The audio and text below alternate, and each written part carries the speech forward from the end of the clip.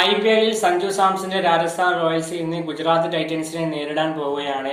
എന്നാൽ ഇന്നത്തെ മത്സരത്തിൽ സഞ്ജു സാംസൺ കളിച്ചേക്കില്ല എന്നുള്ള റിപ്പോർട്ടുകളാണ് പുറത്തുവരുന്നത്.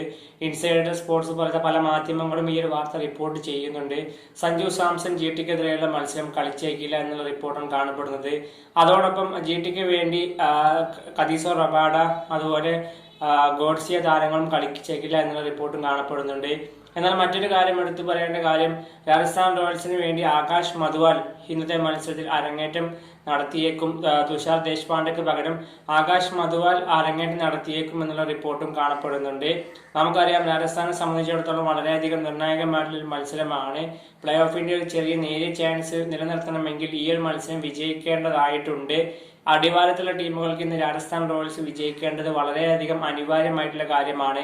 അഥവാ ഇന്നത്തെ മത്സരത്തിൽ രാജസ്ഥാനെ പരാജയപ്പെടുത്തി GT വിജയിച്ചു കഴിഞ്ഞാൽ അവർ ഏകദേശം പ്ലേ ഓഫ് ഉറപ്പിച്ചു എന്ന് തന്നെ പറയേണ്ടിയിരിക്കും. ഇന്നലെ ആർ സി ബിയും ഡൽഹിയും തമ്മിലുള്ള മത്സരം RCB വിജയിച്ചതോടുകൂടി RCB ഏറെക്കുറെ പ്ലേ ഓഫ് ഉറപ്പിച്ചിട്ടുണ്ട്. ഏതായാലും ഇന്നത്തെ മത്സരത്തിലും സഞ്ജു സാംസൺ ഇല്ലാത്തത് ഒരു വലിയ തിരിച്ചടി തന്നെയാണ്. അതുകൊണ്ട് തന്നെ റിയം പരാഗ് തന്നെയായിരിക്കും ഈ ഒരു മത്സരത്തിലും ക്യാപ്റ്റൻസി കൈകാര്യം ചെയ്യാൻ പോകുക എന്നുള്ളതാണ്.